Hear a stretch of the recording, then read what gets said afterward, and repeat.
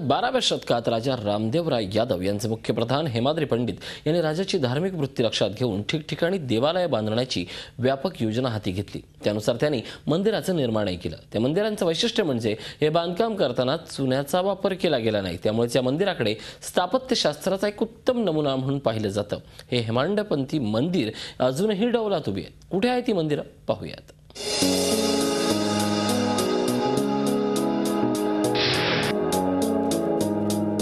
गाव तिथे G24 तास या विशेष उपक्रमात आज आपण आलो आहोत यवतमाळ जिल्ह्यात।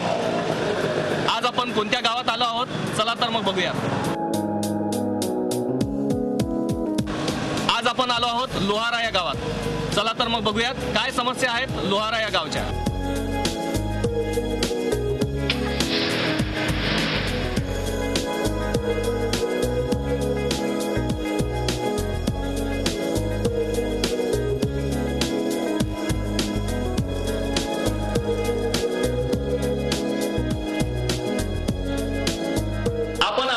लोहारा या गावात चला तर मग ओळख करून घेऊया लोहारा या गावची। ग्रामपंचायत असली तरी यवतमाळ शहराशी एकरूप झालेल्या लोहारा गावाला वैभवशाली आणि पौराणिक वारसा लाभलेला आहे।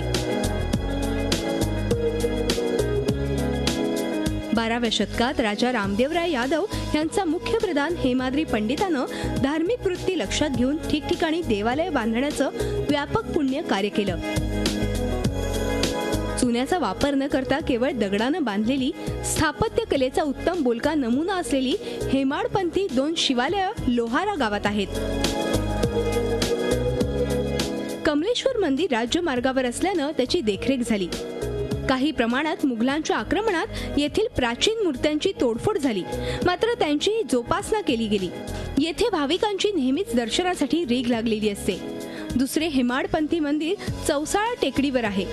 चौसालेश्वर महादेवाच्या वास्तव्य ठिकाणाला निसर्गाचं भरभरून वरदान लाभलेलं आहे। साधू व संत महात्म्यांच्या पदपावन स्पर्शानं हे ठिकाण पुनीत झालं आहे।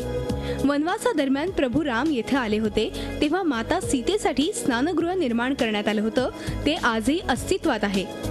चौसाळा टेकडीवर सिद्ध पुरुष संत मनीराम महाराजांचं देखील वास्तव्य होतं। घनदाट अरण्य आणि हिंस्त्र प्राणी असलेल्या या टेकडीवर महाराजांनी तपश्चर्या केली। अनेक भक्तांची आजही मनीराम महाराजांवर श्रद्धा आहे। चौसालेश्वराचं हे हेमाडपंथी मंदिर उंच टेकडीवर आणि जंगलात असल्यानं येथे येण्यासाठी साधू संत भुयारी मार्गाचा उपयोग करत होते। तो मार्ग आजही बालाजी मंदिर आणि केदारेश्वर मंदिरात दिसतो।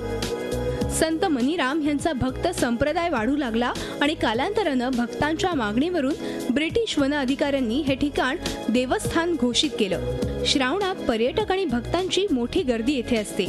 जत्रा आणि गोपालकाला दहीहंडीसाठी दूरवरून भाविक इथे येतात। लोहारा गाव हद्दीतच ढुमनापूर हनुमान मंदिर आहे। ब्रिटिशकालीन शकुंतला रेल्वे रुळाचं काम सुरू असताना एका मुस्लिम ठेकेदारानं हे हनुमानाचं मंदिर बांधून घेतलं, जेथे आता वर्षभर धार्मिक कार्यक्रमांची रेलचेल असते। हे मंदिर यवतमाळकरांचं श्रद्धा केंद्र बनलंय।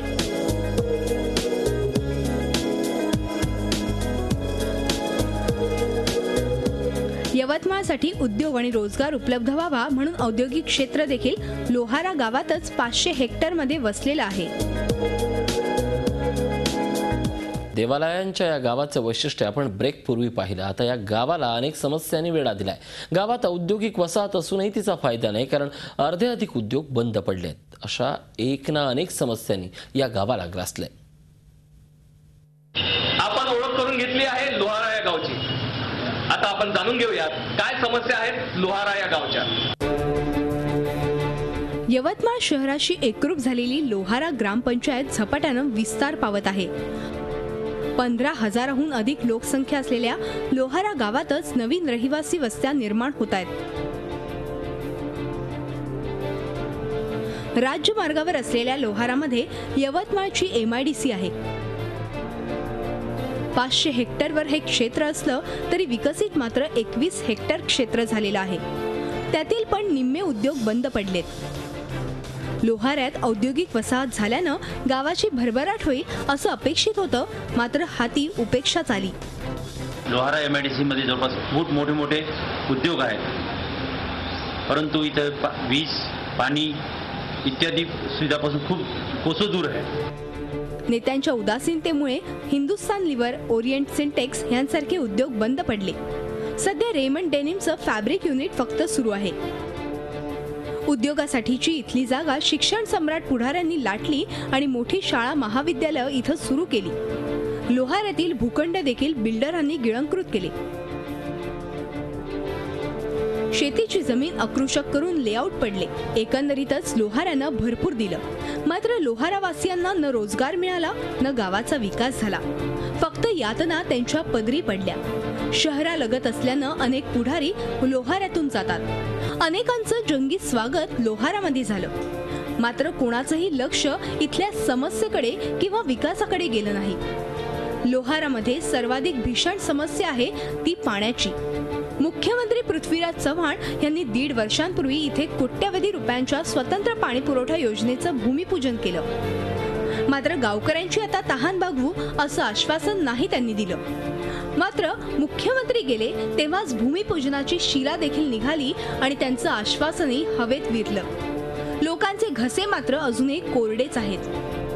आम्हाला असं वाटलं जेव्हा मुख्यमंत्री आले होते त्यांना आम्हाला आश्वासन केलं का बा आम्ही पाणी देऊ तुम्हाला, नळ योजना आणून देऊ, पण ते पण अजून काही हे नाही झालं. लोहारा गावातून एक बायपास जातो, मात्र तो ग्रामस्थांसाठी धोकादायक ठरत आहे. अनेक अपघातांची मालिका अजूनही इथे सुरूच आहे. या लोहाऱ्यातनं एक मोठा बायपास जातो आहे. लोहारा वाघापूर असं त्या बायपासचं नाव आहे. त्या बायपासवर खूप मोठ्या प्रमाणात वाहतूक चालते. त्या वाहतुकीमुळे खूप अपघात झालेले आहेत आणि मृत्युमुखी पण पडलेले आहेत. रस्त्यावर लाईट नसल्यानं लूटपाटीच्या घटना इथे घडतात. लोहाऱ्यात पोलीस चौकी देखील नाही. त्यामुळे इथे गुन्हेगारीचा आलेख उंचावला आहे. लोहाऱ्यात अंतर्गत रस्त्यांची तर प्रचंड दैना झालेली दिसते. संपूर्ण रस्ते उखडलेले आहेत, तर विस्तारित क्षेत्रात रस्ते, नाले आणि पथदिवे नाहीतच. पावसाळ्यात चिखल तुडवत तर उन्हाळ्यात धुळीतून लोकांना मार्ग काढावा लागतो. नाल्यांचा उपसा झाला नसल्यानं दुर्गंधी सोबतच घाण आणि कचऱ्याचं साम्राज्य लोहारामध्ये दिसून येतं, जे आरोग्यासाठी धोकादायक आहे. या गावाचे पूर्ण रस्ते उखडलेले, बाजूला वाहणारा नाला याची कधी साफसफाई होत नाही. एवढे लीडर, एवढे सरपंच, एवढे इथले ग्रामपंचायत मेंबर कोणी याच्याकडे लक्ष देत नाही. पावसाळ्याचे दिवस असताना नाल्याची कधी सफाई होत नाही. या नाल्याची सफाई न झाल्यामुळे पूर्ण पाणी तुंबल्या जाते आणि या नाल्यातून जे पाणी तुंबल्या जाते त्याच्यामुळे लोकांच्या घरात घुसते. त्याच्यानंतर दरवर्षीला इथं पिण्याच्या पाण्याची समस्या. पुढारी जेव्हा मतदान मागण्यासाठी येतात तेव्हा सर्व म्हणतात की आम्ही यावर्षी समस्या सोडू, त्यावर्षी समस्या सोडू, पण गेल्या 15 वर्षापासून आतापर्यंत कोणीही इथली समस्या सोडवलेली नाही. मंदिरांच्या लोहाराचा पर्यटनाच्या दृष्टीनेही विकास न झाल्यानं गाव भकास बनलं आहे. झी 24 तास, एक पाऊल पुढे.